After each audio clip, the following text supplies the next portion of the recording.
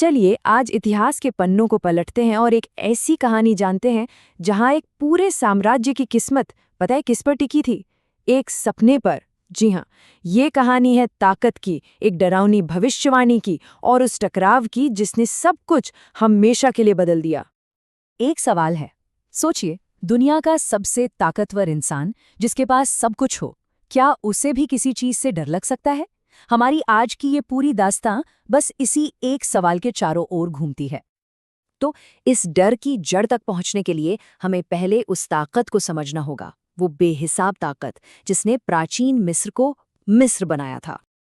तो चलिए शुरू करते हैं पहले हिस्से से। हम बात करेंगे मिस्र के उन शानदार अजूबों की, वो इमारतें जो फिरौन की ताकत का जीता जागता सबूत थीं। मिसाल के तौर पर खुफू के महान पिरामिड को ही ले लीजिए। जानते हैं इसे बनाने में कितने पत्थर लगे थे? लगभग 23 लाख। जरा सोचिए, 23 लाख भारी भरकम पत्थर। ये नंबर सिर्फ एक नंबर नहीं है, ये उस जमाने की इंजीनियरिंग का कमाल है और इस बात का सबूत है कि फिरौन की ताकत कितनी थी कि वो हजारों लोगों को एक साथ एक काम पर लगा सकता था। लेकिन बात सिर्फ साइज की नहीं है। ये पिरामिड सिर्फ बड़े बड़े मकबरे नहीं थे।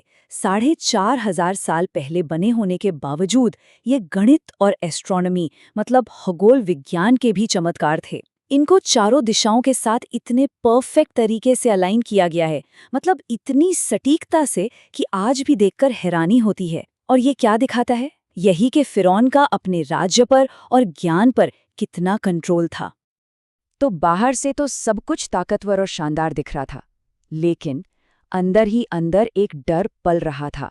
और बस यहीं से हमारी कहानी का दूसरा हिस्सा शुरू होता है, फिरौन का वो डरावना सपना। वो एक आम रात थी।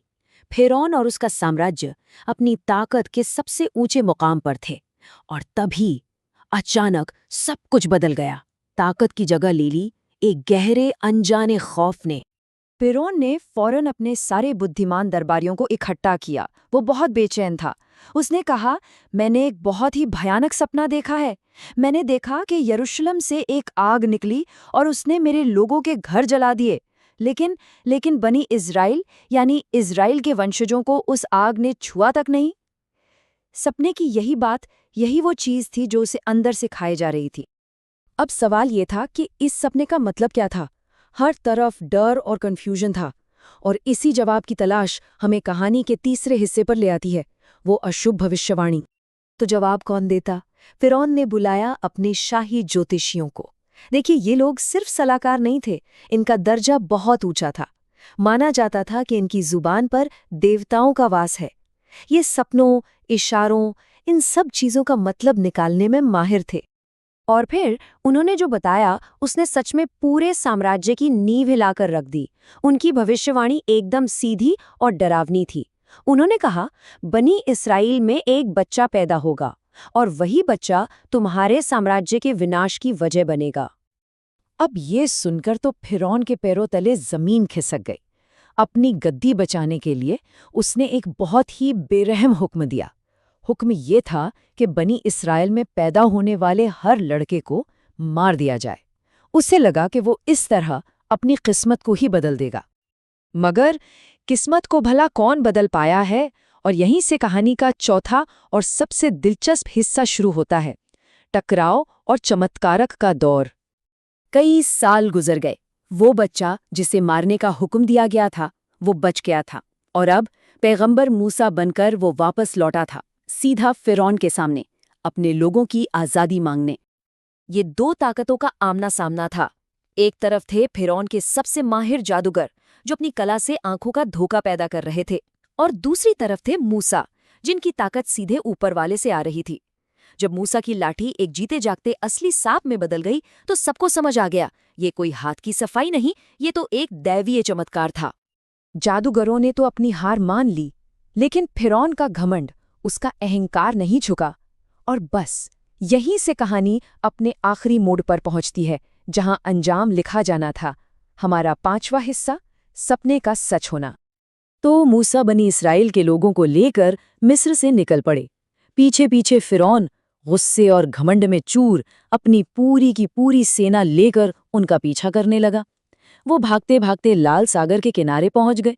आप सोचिए, आगे गहरा समंदर और पीछे फिरौन की फौज। बचने का कोई रास्ता नहीं था। जब लग रहा था कि अब सब खत्म, जब सारी उम्मीदें दम तोड़ चुकी थी, ठीक उसी पल उस पानी के किनारे एक आखिरी और सबसे बड़ा चमत्कार हुआ। और देखते ही देखते वो विशाल समुद्र 2 हिस्सों में बट गया। बनी इस्राएल के लोग उस सूखी जमीन से चलकर सुरक्षित दूसरी तरफ पहुंच गए। उन्हें अपनी आंखों से पार जाते देख फ़िरौन और उसकी सेना को लगा कि वो भी इस रास्ते से निकल सकते हैं, और उन्होंने पीछा करना नहीं छोड़ा। लेकिन जैसे ही फ़िरौन का आखिरी सिपाही उस रास्ते पर आया, समंदर की दीवारें गिर गईं, पानी वापस अपनी जगह पर आ गया, और बस एक ही पल में दुनिया की सबसे ताकतवर सेना और उसका बादशाह उसी समंदर में डूब गए। याद है वो सपना? यरूशलेम से आई आग ने फ़िरौन के लोगों को तो खत्म कर दिया, लेकिन बनी इस्राएल को कोई नुकसान नहीं पहुंचाया। वो भयानक सपना जो सालों पहले देखा गया था, आखिरकार सच हो गया था। और ये कहानी हमें एक बहुत गहरे सवाल के पास लाकर छोड़ देती है। क्या किस्मत पहले से लिखी होती है या हम अपने कामों से उसे बनाते हैं? क्या फ़िरौन ने उस भविष्यवाणी को रोकने की जो कोशिश की, उसी कोशिश ने अनजाने में उस भविष्यवाणी को पूरा कर दिया? ये एक ऐसा सवाल है जिसका जवाब शायद हमेशा ढूंढा जाता रहेगा।